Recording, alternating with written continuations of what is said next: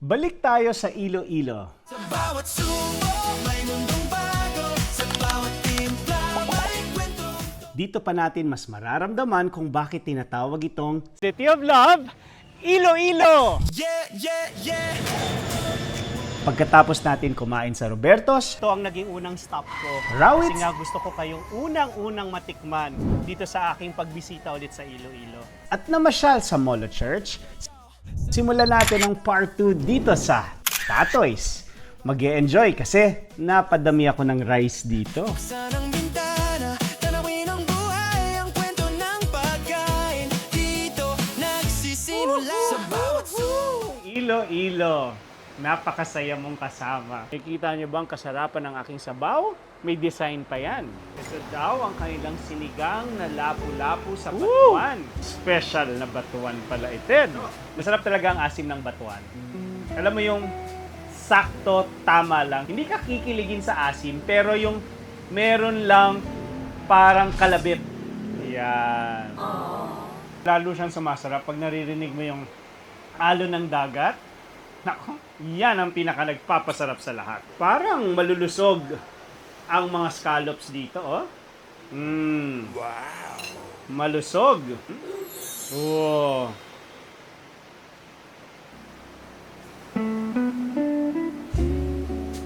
At ito namang talaban nila.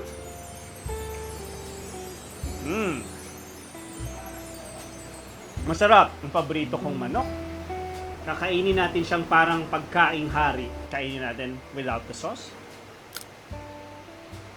Masarap. Masarap siya. Tayong mga taga Manila, isa yan sa kinakatakot natin na baka yung native chicken ay matigas. Alam nating malasa siya. Pero minsan pag mali ang pagkakaluto, matigas. O yung meat, yung tough. Pero, guys, ito, malambot. Ayun, tikman natin ito.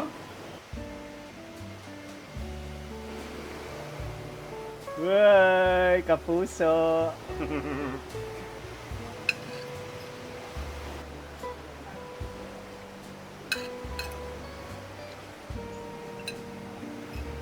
Masarap!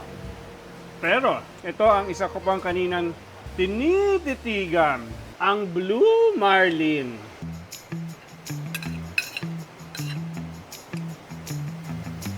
OMG. Woo! This is actually a very, very good meal. Hindi ko alam kung ano ang babalikan ko. Ang top 2, silang dalawa.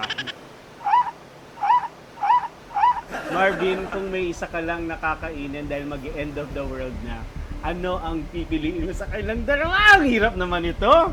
Pwede bang ito sa tanghalian, siya sa gabihan? Sabi niyo naman, last meal for the day, di ba?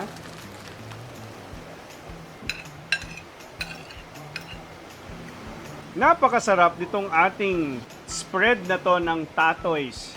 After Tatoy's, punta tayo sa Camina Balay. Hi, good Hi there, mayong hapon. I'm Mrs. Caminia. Hello, good Welcome to Iloilo. We have been marked by the National Museum in 2015 as an important cultural property, meaning to say we still possess the exceptional heritage. We are the soul of the city. Parang inimbitahan ka lang kumain sa bahay?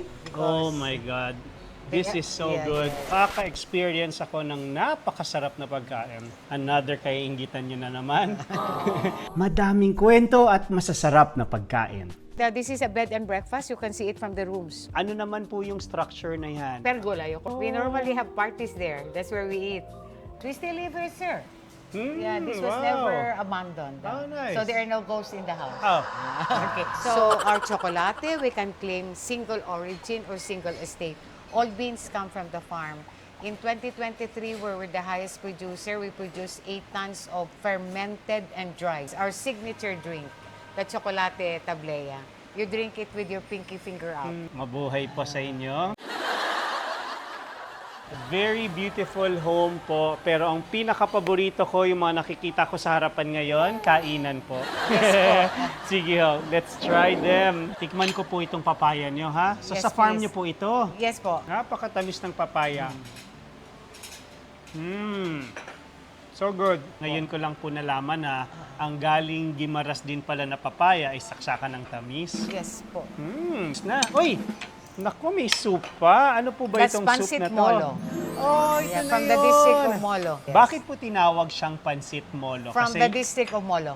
That's the Chinese enclave before. Pero yung salitang molo ho, I know Molo, it's a place, ano? yeah, it's a Ano place. pong ibig sabihin? This is, of course, unconfirmed.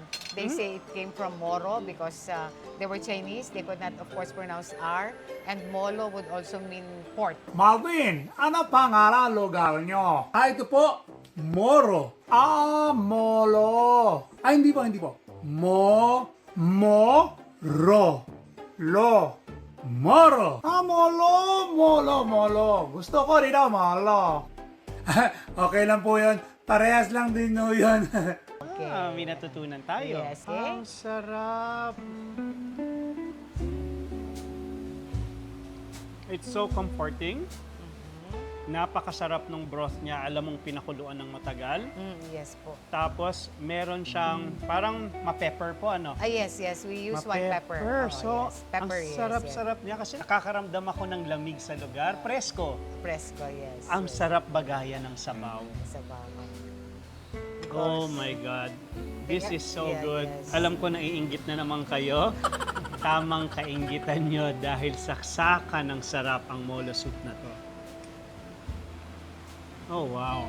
Every So ito po yung chocolate, sinasabi yeah. nyong dapat ang pag-inom Yeah. ay naka-stick Because out ang it's pinky served in a finger. demitas. You have no way but of course Stick out your finger. You say, Tapos- mabuhay Marvin. Mabuhay po sa inyo. At ito po ay galing din sa farm ninyo. Yes. Napakasarap. Yes. Ang balanse. This is a blend. This is a blend This is a already. blend already. Okay. We have 7 varieties. We have K1, K2, W10, UF18, BR25, Criollo. Another kaiinggitan nyo na naman. That's why- Umiinom ako ng saksakan na sarap na tsokolate. Wow. Is this available also po in Manila? No, life is too short. We just like to sell it here in Balay na Bato. Of course, we can ship it to Manila if you order. Ang saya-saya ko po. Pag Yes. nakaka-experience ako ng napakasarap na pagkain. That's Salamat. your cooler. That's the papaya juice. Ang sarap.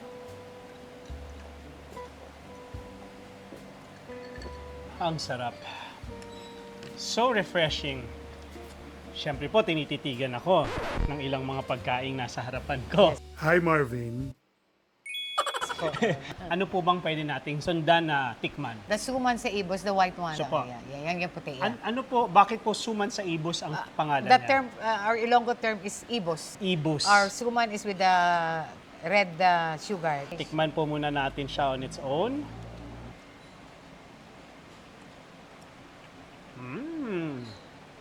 Ang sarap. It will make you happy the whole day. See? Lalong sumarap. Laging sumarap. Tapos, ito, kutsinta naman, ang aking titikman. It's a neighborhood kutsinta. It's very famous. The popular kutsinta of Arevalo. Across the street. Then parang community po kayo Community, dito. we have to buy local. Yes. It is so good. Wonderful. But of course, ito pong refreshing nyo na Yeah, yes. papaya calamansi. Yeah, I've never papaya thought calamansi, I would yes. actually have a combination like this. Napakasarap. Maraming salamat po sa Thank you pag-welcome po. sa akin sa inyong balay Yes at po. pagpapatikim sa akin ng inyong mga napakasarap na mga pagkain. Alam ko merienda pa lang to pero Yes parang po. ito yata isa sa pinakamasayang merienda Yes. na Thank you for your na-experience visit ko. also. Thank you po. Thank you Thank very you so much. Next up, happy endings. Gelato place na may Filipino flavors. Salamat! Narinig ko napaka-interesting ng mga flavors nyo. Parang ito ang pangalan yata, KBL. Ano yung KBL? KBL is a Longo dish. It's kadyos, baboy, and langka. It is so good. Ano yung parang, itong parang brown na to? Kadyos. Yan yung ano natin, Kadyos. legume dito. So, Parang gusto ko yung marami ng gagalingan ng flavors, yung parang nagiging complex. Yes. At parang may dance floor na yun sa bibig ko ng flavors at texture. Ang sarap. It's so good. Thank you. Pare, maraming Thank you so salamat and I wish you all the best for your business. Thank you. And when you're in Manila, let me know. I'll let you know. Salamat. Thank you so much. Dadaling ko na to. Sige. May special cooking din tayo sa Marriott. Nagluto ako ng chicken inasal para sa Sunday dinner. Magandang gabi po sa inyong lahat. Ako po si Marvin Agustin, ang inyong singing cook. Nax! Joke lang, di naman kayo mabiro. So normally, you marinate for about an hour overnight. Pero syempre, dahil may magic tayo. Jaran! Magic! Finish, Radak! Ayan po. I would like to thank Courtyard Marriott, Iloilo City for hosting me here. And I was so amazed with how things have changed here beautifully. Saan ba kakahanap ng bahay at parang gusto kong tumira dito sa Iloilo? I am here for my work for DOST. I actually do a lot of content for them to broadcast their innovations about their science and technology. Ang saya, nakakilala ako ng mas maraming Ilonggos. Super warm, sobrang fun, at sobrang sarap nilang kabanding. At eto, Decos. Honestly, isa sa mga paborito ko. La Paz Batchoy. At dito sa Decos, sinasabi lang sila ang original. Tara, tikman natin. La Paz Batchoy na simple pero solid. Yan. Nakikita ko ang pangalan na Federico Deco Giliergan kung saan daw ang tatay ng mga batchoy. Kaano-ano mo si Deco? Great-grandfather. Grabe, napakaswerte mo naman. At alam ko nga na itong lugar niyo na to ay temporary lang. O sige, tikman na natin yung sobra kong excited na matikman na La Paz Batchoy na original. Oh, wow! Alright! Grabe! Ganito pala ang original. Ang sarap lang kasing makita ng harapan at soon matitikman ko na 1938 pa ginawa na ni Deco, ni Federico, itong ine-enjoy namin sa buong Pilipinas. Hindi lang dito. Kasi kahit saang lugar ka ngayon sa Pilipinas, maririnig mo na, La Paz Batchoy, La Paz Batchoy. Nasa harapan ko na siya. At ibubuhos yung sabaw. Yes, sir. Okay, ito na. Yeah, yeah, yeah, Wow! yeah. Wow! Wow, wow. Ito na guys, 1938, La Paz Batchoy. Yeah, yeah, yeah, Uy. Oo nga. Oo nga. Siya yung klase ng sabaw na hindi mo titigilan. Hihigup-higupin mo dire-diretso. John, only sabaw ba to? Yes, sir. Talaga? Kung naubos ko itong sabaw na to, bibigyan pa ako? Ay, hindi na ako magpipigil. Sa bawat subok, may mundong bago. Sa bawat timpla, may kwentong toto. Anong sinabi ng ramen ng Japan? Dito sa La Paz Batchoy na original, na nandito sa Iloilo. Ibang klase. Kailangan ko lang munang ma-enjoy itong history na to.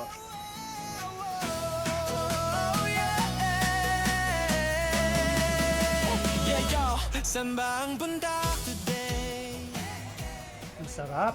Ano itong puting karne? Ang pork, sir. Pork ito. Ito naman, Pork meat, pork liver, pork intestine.